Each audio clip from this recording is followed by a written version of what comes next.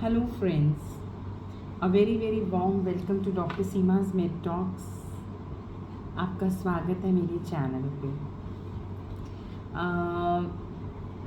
आपको लगता है कि आप अगर अलग तरीके का तेल इस्तेमाल खाने में करते हो तो क्या उसका कोई रोल है आपकी शुगर के ऊपर, यानी कि आपकी शुगर को घटाने में या आपको आपकी इंसुलिन सिक्रीशन को बढ़ाने में आपको लगता है ऐसा कोई रोल हो सकता है?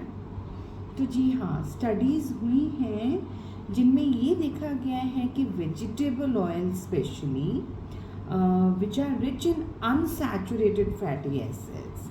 मैं ना एक गीत हमेशा से गाती रहती हूँ, सैचुरेटेड फैटी एसिड कम करो, सैचुरेटेड फैटी एसिड कम करो। तो सैचुरेटेड फैटी एसिड कम करने का मतलब ये है कि एक तो लोगे ना, कुछ तो लोगे, बिना घी तेल के तो खाना भी नहीं बनेगा and your body also require some kind of fat.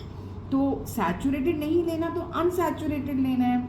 और अनसैचुरेटेड में क्या होते हैं, दो तरीके के होते हैं, MUFA and PUFA. MUFA is mono unsaturated fatty acid and PUFA is poly unsaturated fatty acids.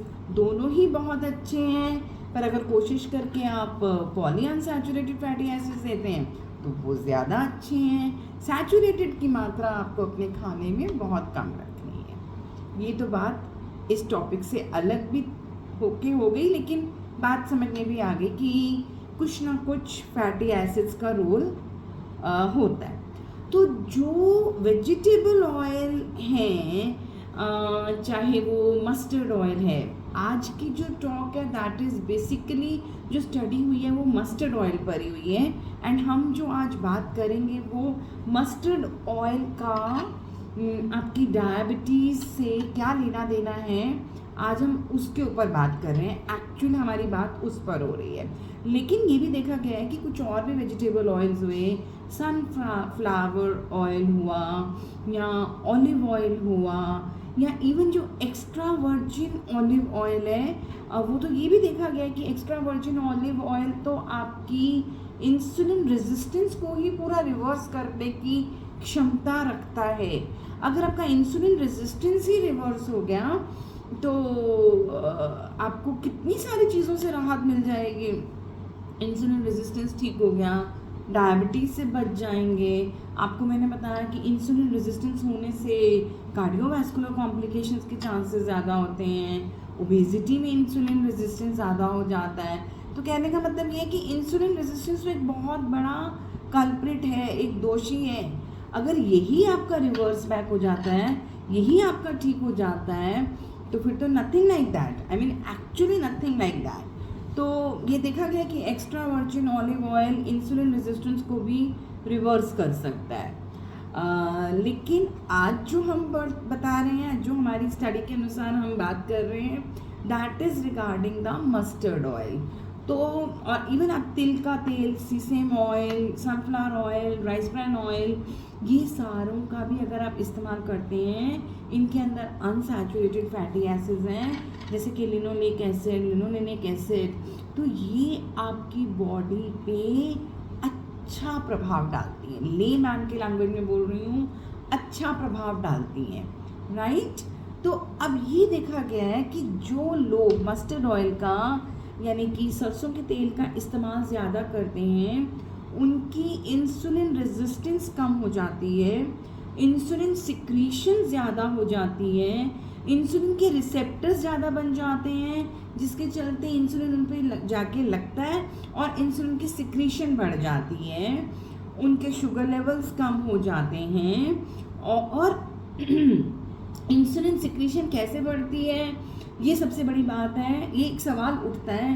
तो ये देखा गया है कि जो लोग ज़्यादा सरसों का तेल या इस तरीके की ऑयल्स का इस्तेमाल करते हैं, उनकी बॉडी में बीटा सेल्स जो इंसुलिन सिक्रेट करते हैं वो रीजेनरेट होने लगते हैं। जो हमने पढ़ा था कि टाइप 2 डायबिटीज़ जब तक होती है तब तक 50 से 60% बीटा सेल्स जो हैं वो ख़त्म हो चुके होते हैं, तो वो रीजेनरेट भी कर जाते हैं। दूसरी चीज़ ये है कि बीटा सेल्स तो रीजनरेट कर रहे हैं, दूसरी चीज़ इसमें ये है कि कुछ इस तरीके के जीन्स होते हैं, ट्रांसपोर्टर जीन जिन्हें कहते हैं, जो कि ग्लूकोज को लेके मसल्स में या और टिश्यूज़ में ले जाते हैं जब आपकी इंसुलिन सिक्रेशन होती है।